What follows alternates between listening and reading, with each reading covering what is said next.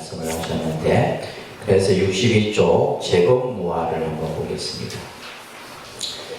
우리가 이제 이 괴로움에 대해서 또 무상에 대해서 이런 이제 가르침들은 인도 고대 사상의 그런 어떤 철학 속에서 이런 개념들이 쭉 발전되어져 왔어요.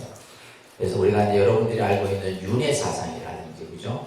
그 다음에 까르마, 업에 대한 이런 개념들은 불교의 가르침이 아니에요. 이것은 인도에서 이미 고대 사상 속에 뿌리를 내리고 있었던 개념들입니다. 이런 무상이라든지 괴로움의 어떤 이런 문제들, 이런 것에 대한. 이제 이런 것들을 이제 부처님께서는 깨달음을 통해서 이제 이런 것들을 접근하고 해결하는 방법을 우리들에게 서해놓은 거죠. 그런데 유일하게 부처님만의 교설이라고 할 수 있는 것이 바로 뭐냐면 무화설입니다. 무슨 설요? 무화설.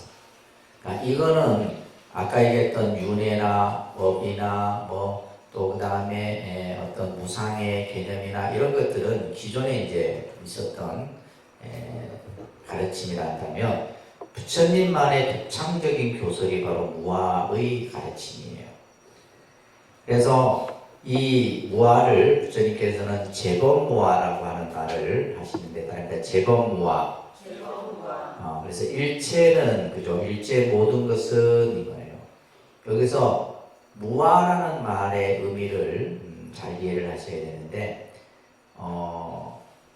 인도의 사상에서는 아의 실체를 인정을 합니다. 아트만이라고 해요. 아를 아트만이라고 하는데, 이 아트만이라고 하는 것을 인정을 해요. 근데 부처님은 이것을 인정하지 않았단 말이에요. 그래서 아의 반대의 개념이 무화거든요. 그래서 이 아라고 하는 것은, 나라고 하는 것은 다시 말해서 고정된 실체가 없다, 나라고 할 만한 것이 없다, 이런 얘기예요. 그러니까 우리가 예를 들면 이 개념이 굉장히 사실 좀 이해하기가 일반적인 불자들이 어렵다라고 하는 이유 중에 하나가 이 개념이에요. 그래서 이 무아의 개념이 나중에 뭘로 발전되냐면 공으로 발전됩니다. 공의 이론으로 발전되고 이렇게 이제 교리가 계속 확장되게 되는데, 우리가 이제 아까 그러면 나라고 하는 것을, 그죠? 나를 구성하고 있는 것을 뭐라고 그랬어요? 오온이라고 그랬습니다. 뭘로 이루어져 있다? 오온으로 이루어져 있다. 오온과 육근, 따라합니다. 육근은 안이비설신의 이렇게 말합니다. 안이비설신의. 자, 안이비설신이라고 하는 이제 우리가 흔히 나라고 하는 것은 뭘로 이루어져 있다? 오온과, 그죠? 육군으로 이루어져 있다라고 이렇게 이제 설명을 합니다. 그래서 실제 이제 우리가 어떠한 것을 보고 인식하고 하는 또 이 부분을 이제 여기서는 이제 육근, 육경, 육식이라고 하는 개념까지도 이제 확대 발전이 돼요. 교리적으로는. 그래서 교리적인 설명이 계속 이렇게 이제 증가가 됩니다. 근데 지금은 나를 구성하고 있는 것은 뭐다? 오온과 육근이다. 그래서 육근은 뭐라 그랬어요? 안, 이, 비, 설, 신, 의. 그래서 눈, 귀, 코, 혀, 몸, 우리의 의근을 얘기하는 거예요. 이 근은 뭐냐면 신체의 구조를 말하는 겁니다. 근, 뿌리근자를 써서 안근, 이근, 비근, 설근, 신근, 의근 이런 식으로 이제 설명을 하게 되는데, 자, 이 오온과 육근으로 이루어진 것을 우리는 이제 나라고 한다 이 말이에요. 자, 그러니까 나는 무엇인가? 사문이나 바라문이 나의 실체를 헤아린다면 그것은 모두가 오치원에서 비롯된다. 오치원이 오온을 얘기하는 겁니다. 그래서 나는 무엇인가? 나를 구성하고 있는 것은 오온이다. 자, 그런데 여기에서 우리가 인간이 나라고 하는 성질을 얘기를 할 때 두 가지를 가지고 있어야 돼요. 나라고 했을 때는 첫째는 상일성을 가져야 된다. 다른데 상일성. 이 한자가 상자입니다. 그죠? 상일성을 가져야 된다. 다시 말해서 태어나서 죽을 때까지 나의 몸과 마음은 시시각각으로 변해가지만 나는 처음부터 나야 된다. 이 말은 뭐냐면, 그러니까 우리가 예를 들면 아까도 얘기했듯이 내가 이제 죽고 나서 한 줌의 죄를 가지고 나라 할 수 있느냐 이 말이에요. 그러니까 나의 실체는 없어져 버린 거예요. 우리가 그죠? 죽음이라는 것과 동시에 나의 실체는 없어져 버렸단 말이에요. 그러니까 형상으로 보여진 이 육체의 모습을 가지고는 나라 할 수 없다 이 말이에요. 지금 이 육체의 모습만 가지고는. 그래서 우리가 이제 이 불교는 나 자체를 부정하는 것은 아니에요. 왜냐하면 우리가 참나를 찾아라, 참나의 주인공을 찾아라 이런 이제 말을 하잖아요. 근데 우리는 지금 나라고 했을 때 이 육체의 모습을 가지고 우리는 나라고 하는 이것에 대해서 부처님께서는 나라고 할 만한 실체가 없다라는 얘기를 하신 거예요. 그것은 아까도 얘기했듯이 우리가 나라고 했을 때 과연 무엇을 나라고 했냐. 예를 들면 우리가 10대, 20대, 30대, 40대 모습이 다 각기 변해가잖아요. 다르다 이 말이에요. 그렇기 때문에 사실은 어떻게 보면 내가 20대가 내가 가장 좋았던 그럼 20대의 모습을 그대로 유지를 해야 되는 거예요. 그러니까 상일성이라는 것은 처음부터 항상 그대로의 모습을 유지해야 되는데 나는 뭐요? 그렇지 못하잖아요. 내가 그것은 결국은 뭘 우리가 가지고 있지 못하기 때문이냐면 주제성을 가져야 되는데 쉽게 얘기해서 나는 내 마음대로 할 수 있어야 되는데 내가 내 마음대로 할 수 있는 게 없다는 거예요. 그죠? 그러니까 우리는 예를 들면 다른 사람도 우리는 내 마음대로 못합니다. 그렇기 때문에 여러분들이 자녀나 누구 뭐 상대를 내 마음대로 할 수가 없는 거예요. 뿐만이 아니라 내 자신도 내 마음대로 못하는 거예요. 그것은 뭐냐? 두 가지. 상일성과 주제성이 없기 때문이에요. 자, 상일성이 없다는 것은 뭐 때문이에요? 무상하기 때문이에요. 변하기 때문입니다. 주제성이 없다는 것은 결국 뭐냐면 예를 들면 괴로움이기 때문에. 그러니까 괴로움의 문제들 아까도 얘기했듯이 그 괴로움이 내가 싫다고 해서 괴로움이 나에게 안 생기냐 이 말이에요. 그렇잖아요. 괴로움의 문제를 우리가 싫다고 해서 그 괴로움이 나에게 생기지 않는 것이 아니다 이 말이에요. 그렇기 때문에 이제 부처님께서는 상일성과 주제성이었기 때문에 단지 우리가 이 육체 나라고 생각하는 이 나는 실체의 나가 아니다라고 얘기를 하는 거예요. 그래서 이제 우리가 흔히 이제 그런 말이 있죠. 스님들 법문에 보면 나를 버릴 때 진정한 나를 찾는다. 지금 형상의 모습으로 비춰지는 나를 버렸을 때 참 나를 찾는다. 그래서 이제 결국에는 이제 불교라는 종교가 나를 찾아가는 공부를 얘기를 하거든요. 그러면 그 공부를 하기 위해서는 뭐예요? 지금 나라고 생각하는 것을 버려야 돼요. 버려야지만 진짜 나를 찾을 수 있는 그 공부의 길이 열린다는 거예요. 자, 그래서 이제 좀 더 여러분들 이해하기 쉽도록 하기 위해서 부처님이 자바암경 1권에 이런 말씀을 하셨어요. 따라합니다. 눈이 만일 나라면 핍박의 괴로움을 받을 까닭이 없고 이리저리 원하는 대로 할 수가 있으리라. 그러나 눈은 아가 아니기 때문에 핍박의 괴로움을 받고 이리저리 원하는 대로 할 수가 없다. 귀, 코, 혀, 몸, 의지 또한 그와 같다. 무슨 말인지 이해됩니까? 우리는 자보세요. 모든 것을 나라는 이름을 붙여요. 그죠? 내 가족, 내 남편, 내 아들, 내 집, 내 차, 내 몸, 전부. 근데 중요한 것은 이게 내 거냐, 이 말이에요. 내 게 아니다라는 거예요. 근데 우리는 이제 나라고 하는 것에 대해서 마치 그것이 나의 실체로 집착하는 거예요. 그러니까 나라고 하는 이름을 붙임으로 인해서 마치 그것이 내 것이냐 생각하는데, 근데 이제 예를 들면 부처님 말씀처럼 내 거라면 내 마음대로 할 수 있어야 된다는 거예요. 여러분들이 내 몸이라면 내 몸을 내 마음대로 할 수 있어야 돼요. 그러면 여러분들은 아프면 안 돼요. 죽으면 안 되고 늙으시면 안 되고.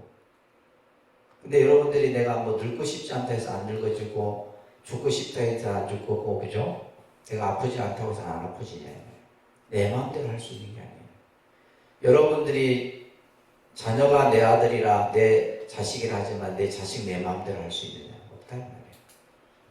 내 마음대로 할 수 있는 것은 아무것도 없어요. 근데 우리는 뭐냐면 끊임없이 내 마음대로 하려고 하잖아요.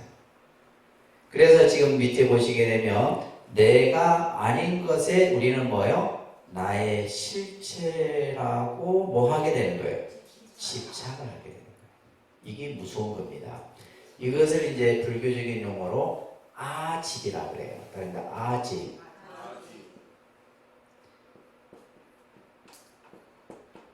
그러니까 우리가 예를 들면 이것을 이제 우리가 버릴 때 괴로움으로부터 좀 덜 괴로움의 그런 어떤 감정을 받게 되는데, 자, 부처님께서는 자 보면 나라는 이 나자를 붙여서 우리가 어떠한 집착의 모습들을 일으키냐면요, 첫째가 아상이에요. 그러니까 아상. 나다라는 거예요. 나다. 흔히 여러분들이 말하는 자존심이에요. 자존심. 뭐 자존심이 어디 있어요? 근데 우리는 그냥 뭐 자존심 상했다 하잖아. 근데 자존심 없어. 그냥 우리는 그냥 내가 그냥 기분 나쁘니까 그냥 뭐 자존심이다, 나다라는, 그죠? 이것을 상이라고 해요. 아상. 그리고 우리는 뭐냐면 아견이라는 말이 있어요. 아견. 내 생각, 자기 주장, 자기 견해, 이것을 악연이라고 그래요. 그러니까 우리가 예를 들면 사람마다 각기 생각이 다 달라. 그렇잖아요. 그죠? 각기 생각이 다 달라요. 근데 우리는 뭐냐면 자기 생각이 옳다라고 생각해요. 자기의 관념, 자기가 이제 뭐 들었던 것들. 그러니까 결국 이런 것들은 결국 뭘 일으키냐면 갈등과 대립을 일으킬 수밖에 없는 구조다라는 거예요. 그 다음에 뭐냐면 아만이라 해서 이제 이거는 뭐냐면 나다라는, 그죠? 그 어떤 우리가 말하는 이 아상과 같은 개념인데 요건 조금 다릅니다. 개념이 조금 달라요. 그래서 아만은 뭐냐면 나의 교만, 그죠? 나의 교만, 이런 것들. 그 다음에 또 뭐가 있냐면 아에라는 게 있어요. 아닙니다. 아에는 뭐냐면 내 것에 대한 애착. 그것이 물건이 됐든 뭐가 됐든, 그죠? 또 내 몸뚱아리가 됐든 간에. 그래서 이제 이 아에가 강한 사람들이 이제 성형 중독이 걸리는 거예요. 고쳐도 마음에 안 드는 거예요. 고쳐도 마음에. 그러니까 이게 뭐냐면 아에.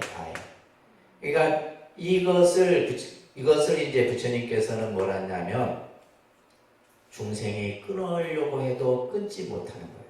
결국 이 지금 아상이다, 아견이다, 아만이다, 아에다, 이런 것들을 전부 묶어서 우리는 뭐라 그래요? 아집이라. 나라고 하는 이름을 붙이는 거예요. 그러니까 나라고 하는 이름을 붙이는 순간 우리는 결국 이제 뭐가 생기는 거예요? 의관이 말하는 소유의 관념이 생기는 거예요. 뭐가 생겨요? 근데 여러분들이 이제 예를 들면 왜 예를 들면 자식, 남편 등등하고 갈등을 일으키냐면 소유의 관념을 갖고 있기 때문에. 연애할 때는 그렇게 안 싸웠잖아요. 연애할 때도 싸웠나? 근데 결혼하면서부터 싸우기 시작하거든. 근데 왜냐하면 우리가 소유라는 관념은 내가 내 마음대로 할 수 있어야 되는데, 그렇잖아요. 내 마음대로 할 수 있는 게 없는데 우리는 자꾸 모든 것을 내 마음대로 해요.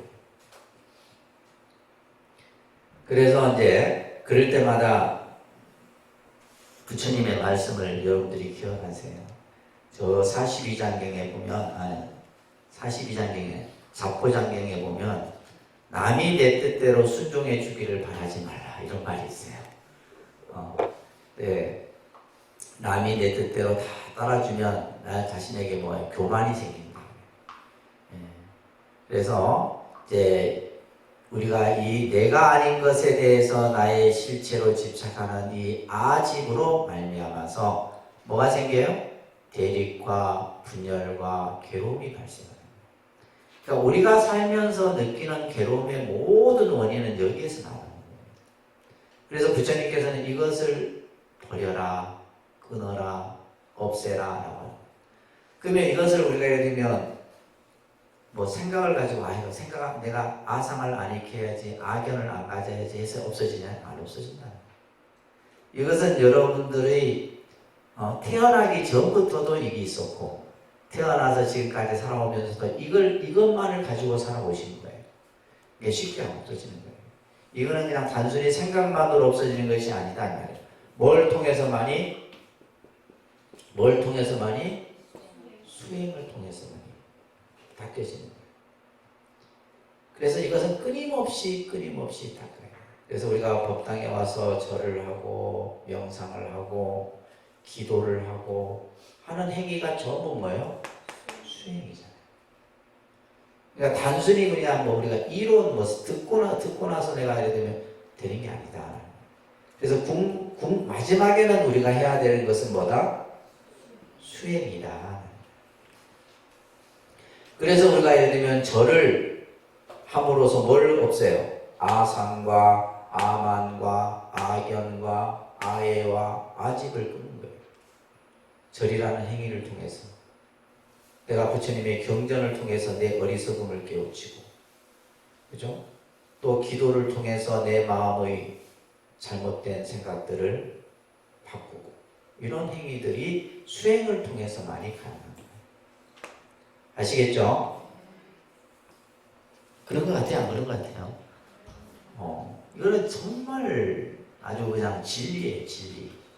그래서 이러한 괴로움들이 생기는데, 불교의 무아설은 나를 부정하는 가르침이 아니에요.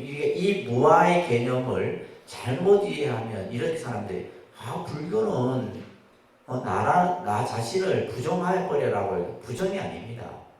우리는 그런 말이죠. 부정과 부정을 하게 되면 긍정이에요.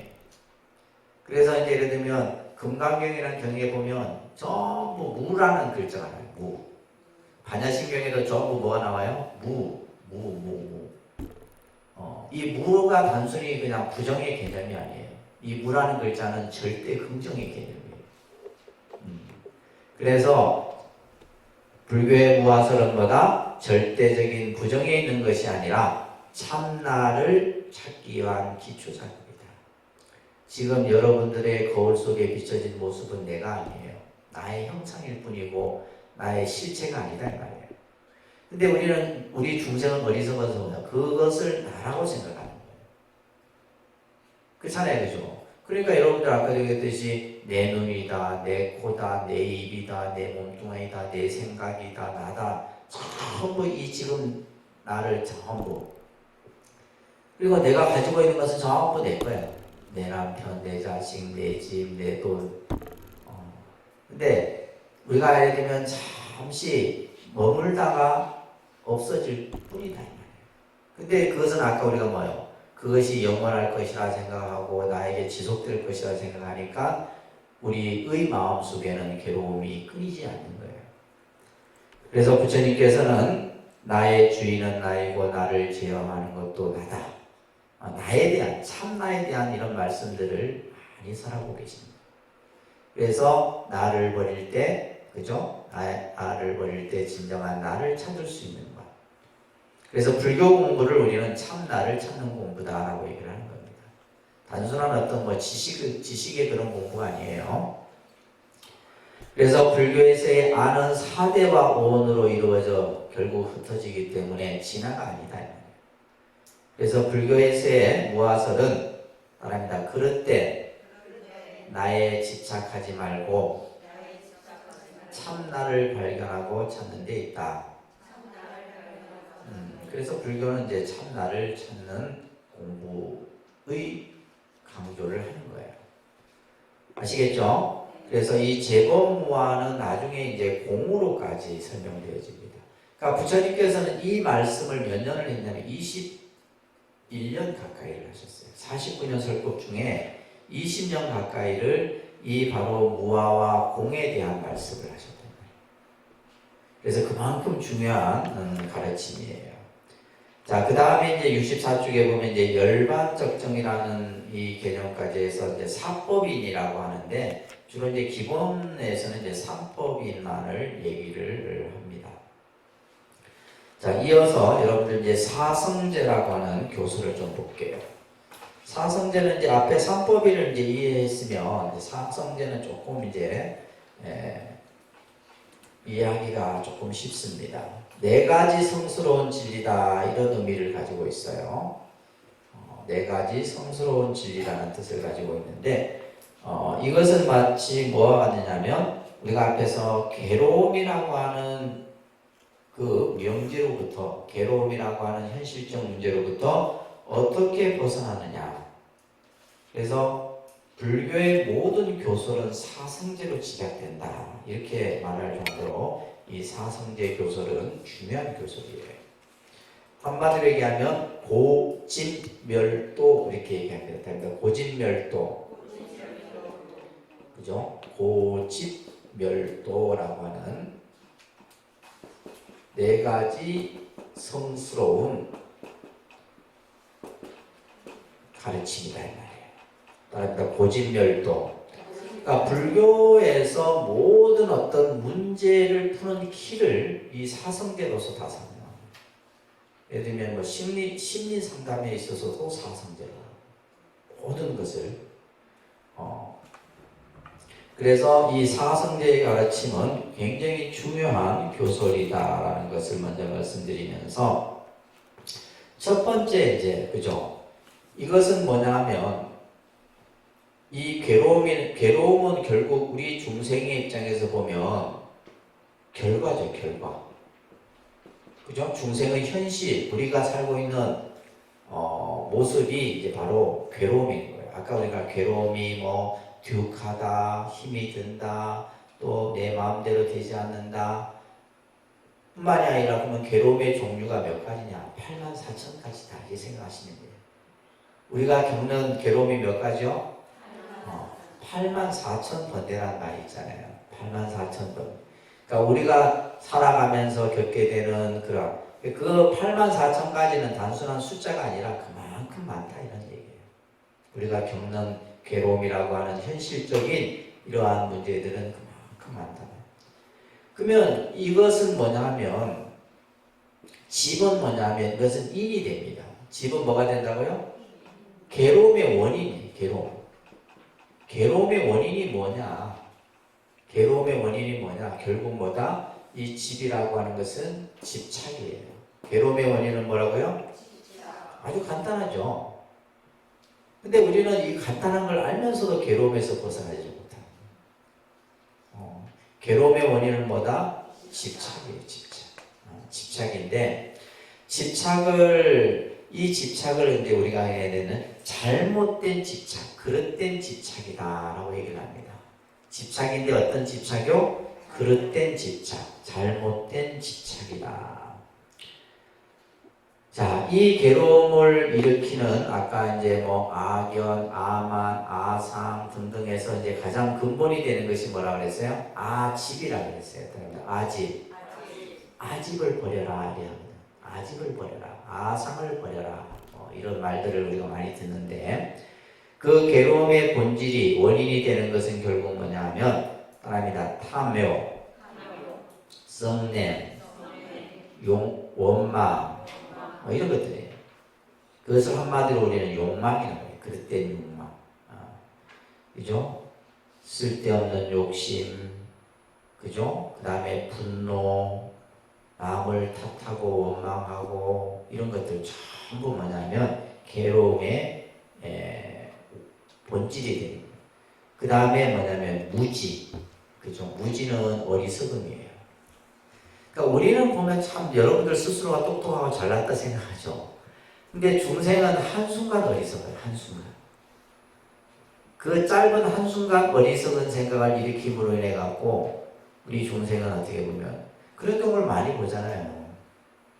우리가 예를 들면 정치인들이나 고위 공직자 이런 사람들이 그 자리에 올라가기까지는 얼마나 많은 힘든 일을 겪었겠어요. 그렇잖아요. 그 사람들이 뭐 5천만 원 매덕 뇌물이 없어서 그걸 받았겠어? 아니에요. 한순간 어리석어서 그래요. 그 한순간 어리석은 생각 때문에 결국에는 그죠? 자신이 쌓았던 그런 어떤 명예와 모든 것을 하루아침에 날려버립니다. 이런 것들이 전부 뭐냐면 무지예요. 무지. 어리석음입니다. 그래서 중생은 참 어리석어.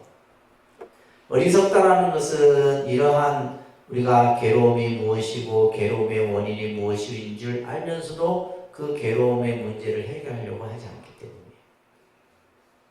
그리고 또 괴로움은 무상이라고 변한다라고 하는 이것 또한 뭐다? 괴로움인 것이고. 그 다음에 뭐요? 교만, 고집 이런 것들로 인해서 우리 스스로가 그릇된 집착으로 말미암아서 비롯해서 괴로움이 일어나는 거예요. 그러니까 여러분들 우리가 살아가면서 일으키는 여러 가지 괴로움의 결과를 보게 되면 그 원인은 바로 다 여기에서 있다. 아시겠죠? 이것만 알면 사실은 다 해결되죠. 괴로움으로부터 벗어나는 길이 이미 다 설명이 되는데, 그런데 이제 부처님께서는 여기까지 만약에 법을 설했다면, 요것만 말했다면 불교는 미완성의 종교예요. 미완성의 종교인데 부처님께서는 뭐를 설명하셨냐면 이 괴로움을 없애는 길을 설명하셨어요. 이 괴로움으로부터 벗어나는 길, 이것을 도성제라고 합니다. 이 도성제는 이것은 하나의 뭐냐면 인이 되는 거예요. 인이 돼서 그래서 이제 이 도성제는 뭐냐면 8가지의 이제 바른 길을 말씀해 놓으신 겁니다. 그러니까 우리가 예를 들면 중생들이 어리석고 무지하고 교만하고 그죠? 그릇된 욕심, 집착으로 인해서 이러한 괴로움이 생겼으면 그것을 없애는 길이 있을 거 아니냐. 자, 그래서 67쪽에 보시게 되면 따라합니다. 세상은 괴롭다. 그러나 그 괴로움에는 원인이 있다. 그 원인만 제거하면 행복한 삶이 있다. 이 행복한 삶을 이루기 위해서는 중도의 실천이 있어야 한다. 그래서 우리가 괴로움으로부터 벗어나는 데는 단순히 이 원인만 알아갖고 되는 게 아니에요. 그죠? 원인만 알아갖고 그냥 우리가 생각으로 그냥 이치로 알아갖고만 되는 것이 아니라 이것으로부터 벗어나는 이것을 우리는 팔정도 수행이라고 얘기를 합니다. 무슨 수행이요? 아까도 얘기했죠. 수행이 반드시 전제돼야 돼요. 팔정도의 수행의 길이 닦여졌을 때 결국 그죠? 결과는 마지막 괴로움으로부터 벗어나는 열반의 길을 우리는 증득할 수 있는 거예요. 그래서 지금 보면 인과 이런 식으로 모든 것을 원인과 결과의 형태로 불교는 설명을 하고 있어요. 자, 그래서 마지막에 우리가 이제 중도의 가르침을 보도록 합니다. 중도라는 말, 불교의 사상은 중도 사상이에요. 그래서 우리가 가고자 하는 길도 중도의 길을 가야 되는데 그 중도라는 것이 어떤 의미냐? 같이 따라서 한번 쭉 읽을게요. 비구들이여부터. 비구들이여, 출가한 사람은 2가지 극단에 가까워서는 안 된다. 그 2가지란 무엇인가? 온갖 욕망에 집착하면 비열하다. 이것은 범부의 소행이어서 성스럽지 못하며 또 무익하다. 그리고 스스로 고행을 일삼는 것은 다만 괴로울 뿐 성스럽지 못하며 또 무익하다. 비구들이여 나는 이 두 가지 극단을 버리고 중도를 깨달았다. 그것은 눈을 뜨게 하고 지혜를 생기게 하며 적정과 정지와 등각과 열반에 도움이 된다. 비구들이여 그러나 깨달은 바 눈을 뜨게 하고 지혜를 생기게 하고 적정과 정지와 열반에 도움이 되는 중도란 무엇인가?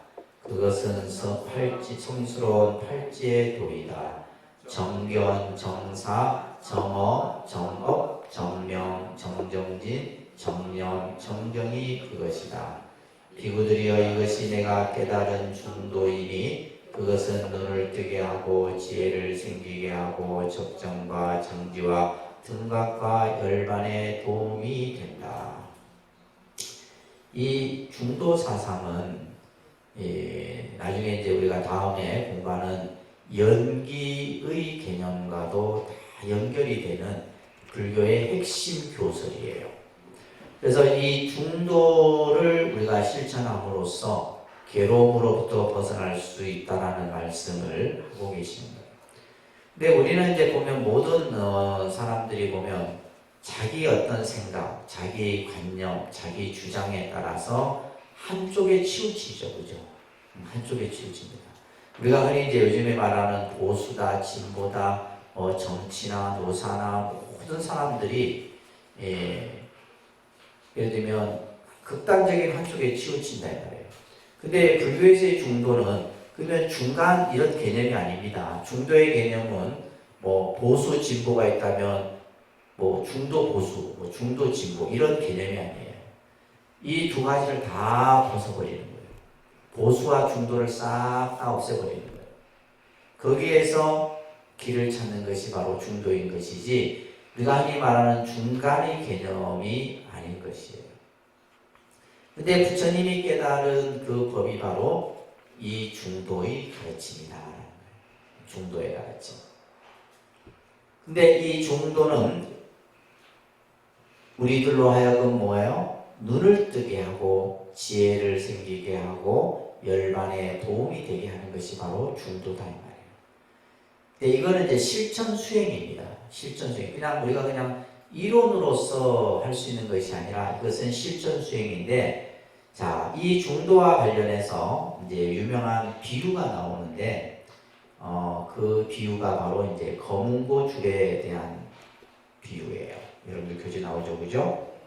그 위에 잠깐 보시면, 당시 파세다니 왕이 이제 부처님을 모시고 큰 이제 공양 자리를 만들어서 이제 법회를 베풀고 있었던 시간이었어요. 그때 이제 사람들이 서로 이제 이야기를 하는데 이 세상에 가장 즐거운 일이 무엇일까? 즐거운 일이 과연 무엇일까? 이런 이제 주제로 화제를 가지고 토론을 벌였다 그래요. 어떤 사람은 그죠? 아름다운 이성을 갖는 것이 즐거움이고 어떤 사람은 좋은 음악을 듣는 것이 즐거움이고 어떤 사람은 맛있는 음식을 먹는 것이 행복이고 또 어떤 사람은 좋은 향을 피우는 것이 또 가장 즐거움이고 이런 식으로 이제 우리가 말하는 오감과 느낌 속에서 일어나는 것들에 대한 거죠. 이런 것들을 가지고 이제 서로 이제 제일 즐겁다라고 이렇게 얘기해요. 그래서 듣고 있던 부처님이 이렇게 얘기합니다. 나는 마음에 어울리는 알맞음이야말로 제일 즐거움이다. 마음에 어울리는 알맞음, 이건 뭐예요? 만족하는 마음이에요. 어떤 것도 그죠? 어떤 것도 내가 내 마음에 만족하지 아니하면 그것은 즐거움이 될 수 없다라는 거예요. 그래서 이 세상의 가장 즐거움은 우리가 흔히 말하는 아까 괴로움이라는 것은 결국 주관적 불만족으로 인해서 생기는 건데 그렇잖아요. 주관적 불만족이. 그러니까 우리는 늘 뭔가가 채워도 채워지지 않는 것이 중생의 마음이다. 그러니까 늘 뭐냐면 만족하지 못하는 거죠. 근데 예를 들면 우리가 스스로 자기의 마음 속에 그 만족할 줄 아는 그 마음이 가장 뭐다? 즐거운 일이다라는 거예요. 그 밑에 이제 소원화 비구와 관련된 얘기를 제가 잠깐 설명드리면, 이 소원화 비구는 출가하기 전에 악공이었어요. 악공. 고문고를 이렇게 타는 악공이었는데, 나름대로 이제 열심히 이제 수행을 합니다. 수행을 막 그냥 남보다도 더 공부를 하고 정진을 하고 했는데, 공부에 진척이 없는 거예요. 공부에. 그래서 내가 하는 공부는 이 공부는 나에게 이제 맞지 않는구나 이런 생각을 하고 부처님께 가서 이제 마을로 다시 돌아가겠다 이런 이제 얘기를 하는 거예요. 이때 부처님이 이 수원화 비구에게 너는 출가하기 전에 무엇을 했느냐 했더니 검은고를 탔습니다. 수원화 비구요, 검은고 줄이 너무 탱탱하게 조여지면 소리가 잘 나느냐? 이렇게 소리가 잘 나지 않습니다. 그러면 검은고 줄이 느슨하면 소리가 잘 나느냐? 그래도 소리가 잘 나지 않습니다. 어떨 때 소리가 잘 나느냐? 검은고 줄이 알맞게 조여졌을 때 소리가 잘 납니다. 그러니까 부처님이 뭐라 했냐면 수행도 그와 같다는 거예요. 그러니까 너무 잘하려고 또 너무 게으르고 해서도 안 되고 자기에게 맞는 그 수행을 해 나갔을 때 올바른 수행을 하는 것이지, 그냥 소원화 비구는 뭐예요? 너무 잘하려고 남보다 너무 열심히 하려고 하다 보니까 중간에 벽에 딱 막혀버리는 거예요. 그래서 이제 그 유명한 이 검은고 줄에 대한 비유를 통해서 부처님께서는 중도의 이치를 이 소원화 비구에게 설했던 겁니다. 이 중도에 대한 말씀을 드리려고 하면 너무 많은데 여러분들 8정도만 꼭 좀 기억을 하시면 좋을 듯 싶어요. 8정도 따라합니다. 정견, 정사, 정어, 정업, 정명, 정정진, 정령, 정정. 이것은 정자는 바를 정자라는 쓰지만은 가운데 중자에서 중정의 뜻이에요. 어디에도 치우치지 않는 거예요. 치우치지 않는다는 의미가 이 정 속에 담겨 있는 거예요. 단순히 이제 바르다 하면 바르다의 반대는 그죠? 삿되다라고 하는 또 상대적 개념이 만들어지잖아요. 여기서의 정은 중정의 뜻이에요. 자, 우리가 이제 실천 수행을 하는 데 있어서 우리가 괴로움으로부터 벗어나는 실천 수행이에요. 이 실천 수행법에 이제 이 8정도 수행을 얘기하는데 첫 번째는 정견입니다. 그러니까 정견.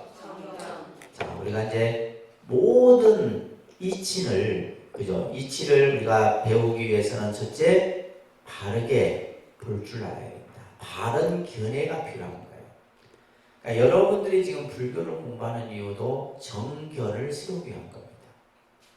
부처님 법을 공부하는 이유는 뭐다? 내가 정견을 갖추기 위한 거예요.